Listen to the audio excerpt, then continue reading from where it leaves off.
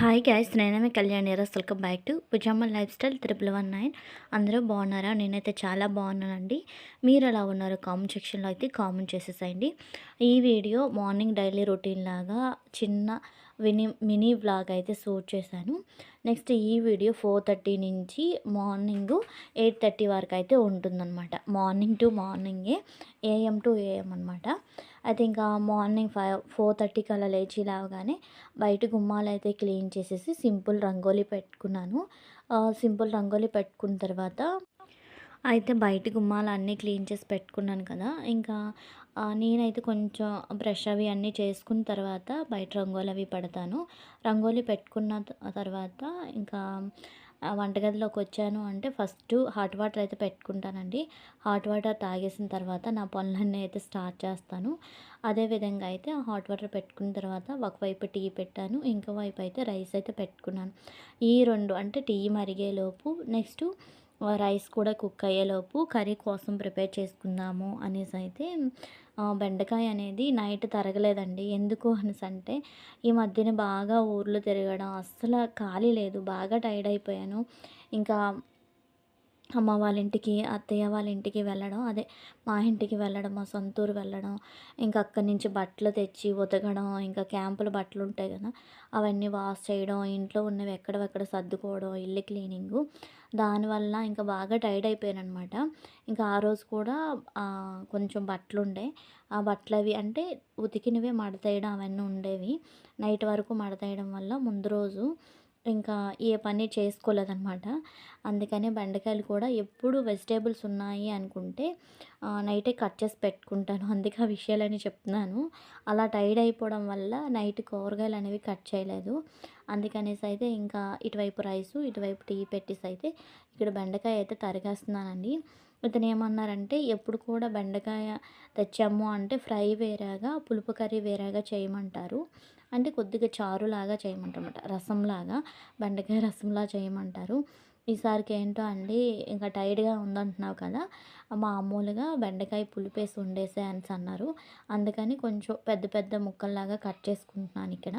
అయితే బెండకాయ తరిగేసిన తర్వాత కాసేపు కూర్చొని అయితే టీ తాగానండి. టీ తాగేసరికి 5:30 అలా అయిందనమాట. రైస్ అవంతా వార్చుకొని ఇంకా టీ కూడా తాగేసాను. టీ తాగేసి అయితే బెండకాయ కర్రీ అయితే పోపు పెట్టుకున్నాను. ఇంకా మార్నింగే వెజిటేబుల్ కటింగ్ ఇవి ఉంటే మాత్రం నైటే కట్ చేసి పెట్టుకోండి. నేను ఎప్పుడూ నైటే కట్ చేసి పెట్టుకుంటానండి. ఈసారికి ఎందుకో టైట్‌గా అనిపించేసి అయితే వదిలేసాను. బెండకాయలు కట్ చేయడం ఇవన్నీ చేసేసరికి 5:30 పావుతక్కువ 6 అలా అయిపోయిందనమాట. అయిపోవడం వల్ల నాకు కూర కూడా కొంచెం లేట్ అయింది కుక్ చేయడం. ఇక్కడైతే నేను ఎప్పుడు బెండకాయ కర్రీ చాలాసార్లు చెప్పాను ఎలా కుక్ చేయాలి ఏంటి అనేది. ముందుగా నేను పులుపు అయితే వాటర్ వేసుకుంటానండి నార్మల్‌గా. కొద్దిగా వాటర్ వేసి ముక్కలనేవి కొద్దిగా ఉడికిన తర్వాత పులుపు వేసుకుంటాను. పులుపు కొద్దిగా మగ్గిన తర్వాత టమోటా పీసెస్ ఉంటాయి కదా, టమోటా పీసెస్ కూడా వేసుకుంటాను. ఇక్కడైతే పులుపు అయితే వేసుకున్నాననమాట. పులుపు వేసుకున్నాక కర్రీ కూడా రెడీ అయిపోయింది. వీడియోనైతే తీయలేదులెండి. ఇంకా అన్నం నెక్స్ట్ కర్రీ రెడీ అయిపోయిన తర్వాత ఇతనికైతే క్యారేజ్ అయితే ప్యాక్ చేసేస్తున్నాను. కొద్దిగా రైసు, కొద్దిగా కర్రీ అయితే పెట్టేస్తున్నాను. ఇంకా రసం ఏమైనా పెట్టాలా అనేసంటే ఇంకా బెండకాయ అనేది పులుపు కర్రీయే కదా, కొద్దిగా గ్రేవీ వచ్చేటట్టుగా పెట్టు అన్నారు. అందుకని చూసారు కదా, గ్రేవీ లాంటిదే ఇతనికైతే ప్యాక్ చేస్తున్నాను మా హస్బెండ్‌కి.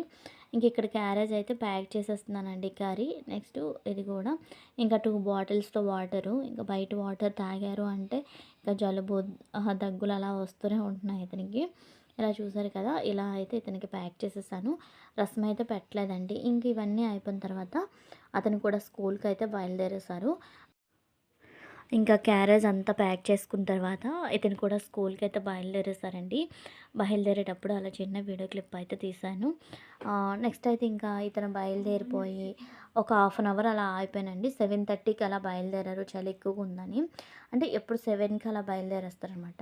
7:30కి బయలుదేరిన తర్వాత 8 వరకు అలా ఉండిపోయాను. ఇంకా బయలుదేరిన వెంటనే ఏం చేయకూడదు కదా అని 8:30కి సారీ అండి 8కి అలా అయితే నేను ఫ్రెష్ అప్ అయిపోయి దీపారాధన కూడా చేసుకున్నాను.